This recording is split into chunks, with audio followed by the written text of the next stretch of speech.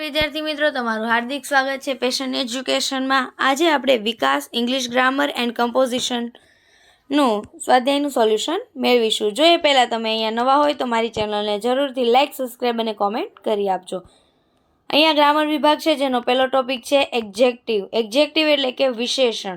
વિશેષણ એટલે નોર્મલી આપણે વિચારીએ તો નામના અર્થમાં વધારો કરે તેને વિશેષણ કહેવામાં આવે છે. જેમ કે કોઈ પણ સંજ્ઞાવાચક કે જ્ઞાન સામાન્ય નામોની પહેલાં કેટલીક વાર તેમનું ગુણ વર્ણન હોય, એટલે કે કાળો, ધોળો, ઊંચો, નીચો, આ બધા ગુણો કહેવાય. એવો ગુણ વર્ણન શબ્દ મૂકવામાં આવે છે.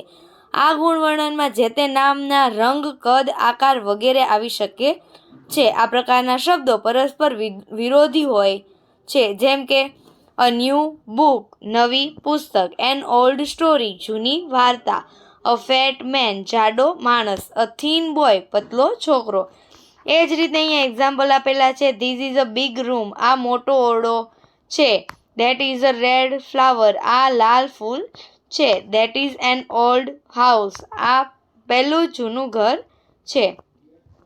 ઉપરના બધા જ વાક્યોમાં વિશેષણ નામની પહેલા મુકાય છે. A big room, a red flower, an old house. હવે ક્રિયાપદ પછી વાક્યના અંતે વિશેષણ મૂકીએ તો વાક્ય રચના કેવી રીતે થાય તે જોઈએ. જેમ કે this room is big, that flower is red, that house is old.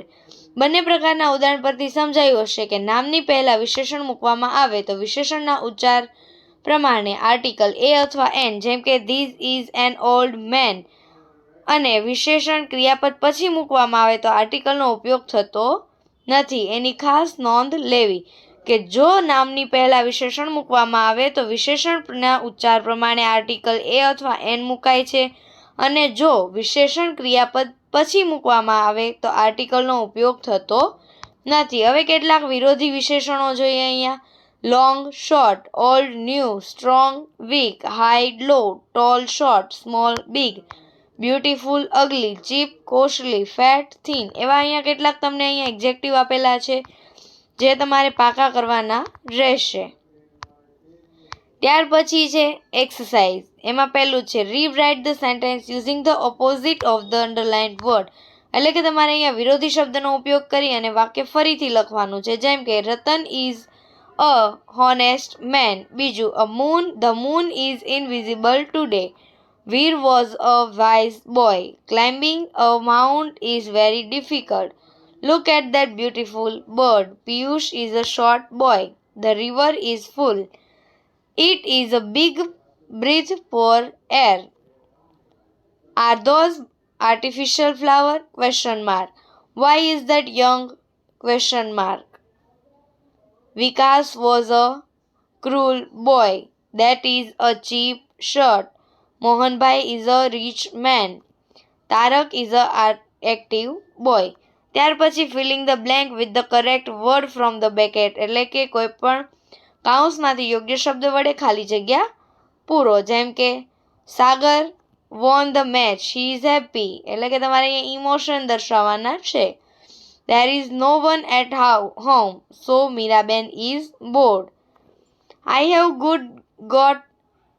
Got good marks, I am surprise. Anand lied to his mother, he is feeling guilty.